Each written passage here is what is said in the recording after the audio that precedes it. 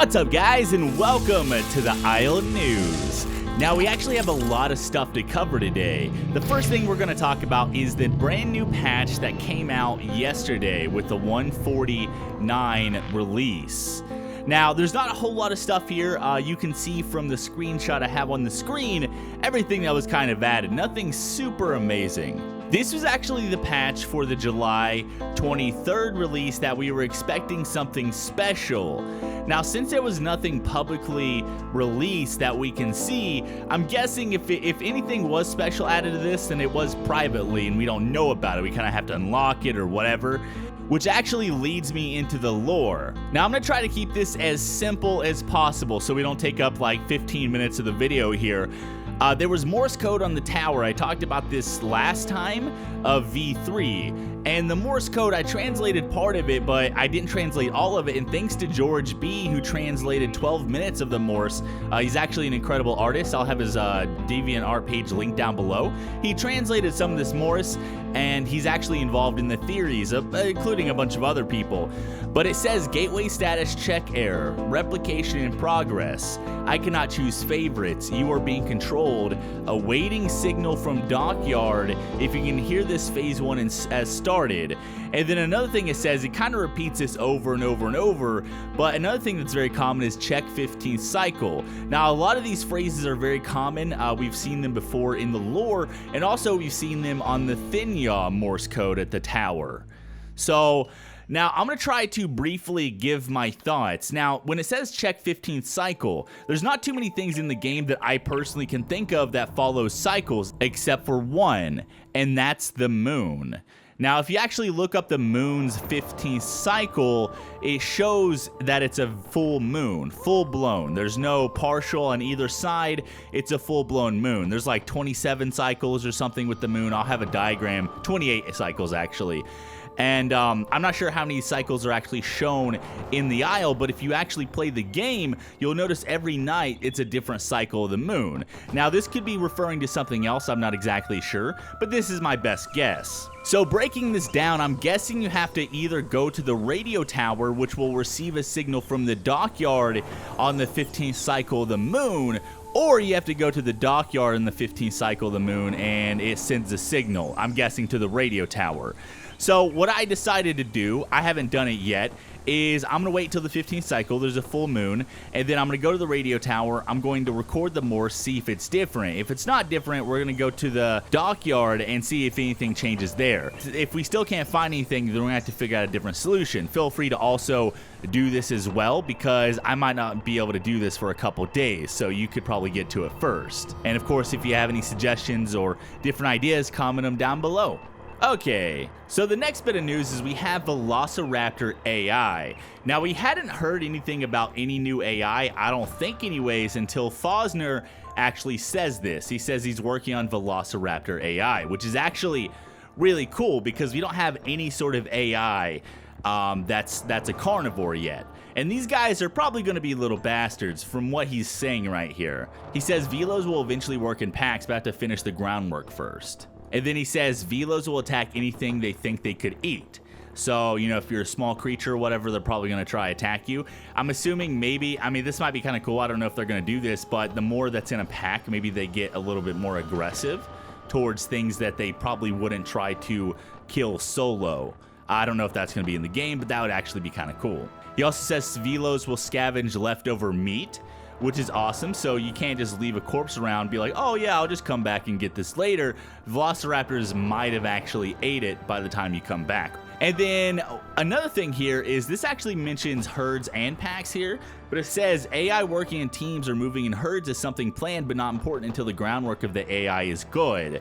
And then he also talked about they can't make the AI extremely complicated. I don't think I have a screenshot of this, but basically, because it will lag the server, it gets way too complicated because there's plans of having hundreds of AI, or at least a lot of AI. I think he says hundreds, or at least, you know, in the 100 range. They can't make it crazy, but he does want I guess, carnivores and herbivore AI to go get water. They'll have like a life cycle, you know what I mean? They'll feel like living, breathing creatures.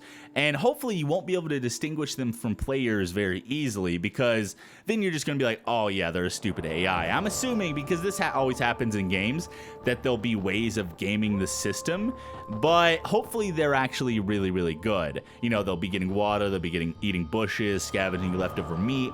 And then I think there was also something mentioned that they want to do kind of like a small, medium, and large AI for carnivores and herbivores. So you're going to see different sort of things happening, and they'll probably be a little bit different depending on what creature they are. And the very last thing we're going to talk about that Fosner actually clarified is in the patch notes for yesterday's update, there was something said that was called added multi-stage jumping for the Velociraptor. Basically, it means jumping includes several animations that make it look better, including different animations for standing still versus moving. There's an initial animation when they first jump, another one while they're still moving upwards, which transitions into a third when they start moving down, then a fourth while they're falling down, and a fifth when they land. So yeah, smoother animations for Velociraptor jumping, which is actually pretty cool. Now, next up is I have a bunch of clips from Dondi's stream, and they just talk about a bunch of different things. The first thing we're going to take a look at is spawn points. Now, this clip by Dondi talks about different spawn points. He also talks about a few different things, so I'm going to go ahead and let that play. So it's going to get more development. V3, look at it. V3's already got this. It's got the floodplains out here. It's got a completely new spawn region. So you spawn along the beach here. Spawn along the beach there, beach there, beach there, and you spawn along the inside of this bay. And once I'm done with this mountain range next, which is going to get 50% of the axe, you'll spawn over there on the beach as well. Oh yeah, and before I actually get into any more clips, there has been a injection for the SUCHO and also the STEGO. So from my understanding is I have a picture up right here. Apparently the SUCHO is getting a new model, and you'll probably get new animations and sounds as well with the new model. So we're getting a whole new revision of the SUCHO, which is amazing. It's really good. And here's a picture of him. You can see he looks pretty cool. The scales, I guess, that are layered on the back of his neck are more defined. Whereas if you look at the old model, they look really flat. Hopefully I remember, and I'll try to put like a comparison that you guys can actually look at. And then having the STEGO inside of, the STEGO is actually one of my favorite herbivores that you can play. So I'm actually excited about seeing this in survival. And it's good to see another herbivore that's actually pretty strong and powerful being added. Now, from my understandings, I don't think they're going to be doing a new model, but they might be doing some tweaks and stuff. I'm not 100% sure though. Now, moving back to the clips, we have a few other things here. First of all, the Magnus Sounds were revealed. If you guys remember, I actually have a video playing as the Magna, and also I have a few videos talking about the lore of the Magna and where it comes from. If you guys want to watch those, you can just you look on my channel. I have an ISLE playlist and all that kind of stuff. But the Magna is actually using, I think, the Hyporex sounds before. Can't remember exactly which sounds it was using. They have custom Magna sounds. Now, these aren't complete, but they sound pretty good, and they're probably going to be tweaked and changed, but these are the beginning sounds. I'll go ahead and let you listen to them.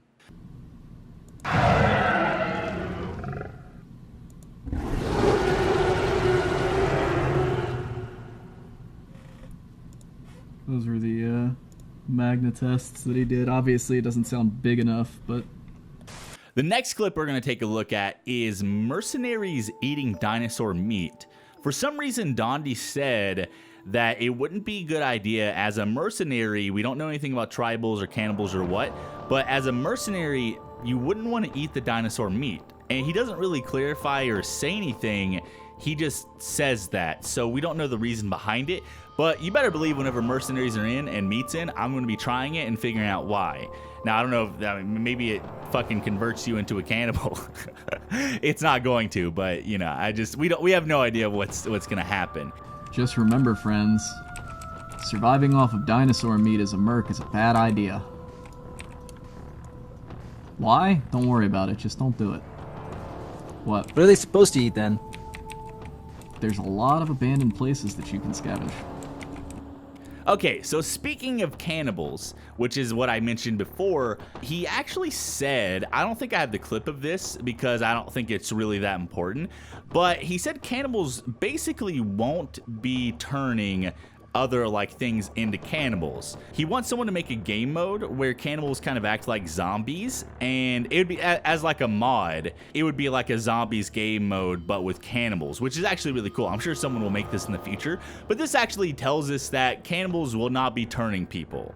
We don't know if there's like a different way, like maybe you have to go through a ritual or something to become a cannibal. We just know that cannibals won't be like zombies and just like bite into you and turn, you know, things into cannibals. Okay, so we have 2 more clips to look at. This next one is about lore revisions. Now, basically, he just says that as he kind of releases things or thinks of things in the Isle, he adds them to the lore. I'll go ahead and let you listen to this. How many revisions did it take? Well, it didn't take any revisions because I didn't have the story fully written. I write parts of the story as new content comes into the game. Like the original cannibals are nothing like they are now. Tribals were never meant to be in the game. I mean, there's just a lot of shit that wasn't supposed to occur, and it just did. And the very last thing is he actually made, there's actually a few clips I have of this, but I deleted most of them because it's mostly just him like taking a piss. But this last one, it's about the Tardosaurus. I don't know how to pronounce that. Tord. But yeah, you can listen to this. Basically, there's not going to be Tardosaurus. He also makes like a SUCHO jokes in a clip, and there's also a clip about dragons and him making fun of people about wanting dragons, because basically everything's terrestrial based, right? So dragons, these fire-breathing, huge mythical creatures, would basically just fuck everything up. It's pretty funny. You can go to, if you go to like the Dondi/clips, you can see some of these. It's pretty entertaining. Dondi, can we get Tarbosaurus? Can we get I really like Tarbosaurus. I'd like to see Tarbosaurus in the game, Dondi. Dondi, can we get Tarbosaurus? I think it'd be a good addition to the Isle, Dondi. Yeah, sure, we'll get your Tyrannosaur clone in the game, why not? What could possibly go wrong with me spending $7,000 to get something in the game? Tell me, what's up? Why would I possibly decline that? And the very, very last thing we're gonna talk about is I was watching IGP's video, and Dondi, I'm guessing IGP probably cut out a lot of different stuff that maybe he didn't want in the video or whatever, but I think it was like a long video of just random shit that they did, right? I got permission from IGP to get this, by the way. I asked him. I'll show like a thing where I did ask him. But basically, Dondi's talking about the large skeleton, and he's saying some very interesting things. And I'll go ahead and let you watch this, but basically, the large skeleton is actually based on the creature in the lore, and I think he wants to actually bring it into the game at some point in the future, which is really cool. Now, this thing is huge. Now, I don't know how huge it is compared to like Island Walkers or anything. We do know the Colossus is probably as big as this, or maybe even bigger. So I don't think that this isn't Colossus, because Colossus is like a biped, like humanoid looking creature, right?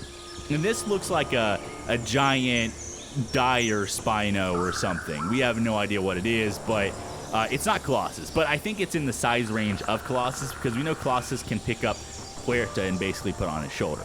And this thing is, this thing is probably smaller than Colossus, or at least around the same size. Anyways, here's the clip. Holy fucking shit. What is this meant to be? A cool place for me to put my treehouse when we got tribals in. Dude. Don. Now, I must know, you must just reassure me that whatever this thing was will never actually be live in game. Because if you don't tell me that, I'm going to refund this game. You played for too long, Indy. It doesn't work. It was nice having you $20 for a time, I guess. Shit, dude. What would it even eat? That's why it died, dude. It wasn't meant to live. Oh my god, dude. Hold on. I mean, that's okay. Not why it died, but let's go with that. Yeah, let's say it didn't eat anything. Wait, there's not something bigger that killed it, right? Oh, Don't worry about it. God. Small one. Oh my god. You just remember this is the small one. Yeah, I know. Wait, it is? Yeah. Yeah, this is a small one. one? Yeah, this is a small one. I'm trying to work on something where people can play as this thing. Have you not seen it? Fucking Christ, dude. You literally made me stop. Okay, so that has been the Isle News for today. If you guys have any questions or comments or suggestions, post them down below. I'd really like to read about it. Now, I'm going to have a link to IGP's channel. Thanks for giving me permission to post your clips in my video, man. The news is the news, and that was part of the news. I also have a link to George B's DeviantArt if you actually want to check it out. And I'm also going to have a link to Dondi's Twitch stream if you want to check that out. And I'm gonna have a link to the Isle Discord with my own custom link. You guys can click on it, join the Isle Discord and all that kind of stuff. I also have my own Discord, I have Instagram, I have everything. So I also have merch. If you want to buy some Dinosaur t-shirts, that would be amazing. But yeah, I'm gonna call it here. Hopefully you enjoyed, and I will see you in the next one.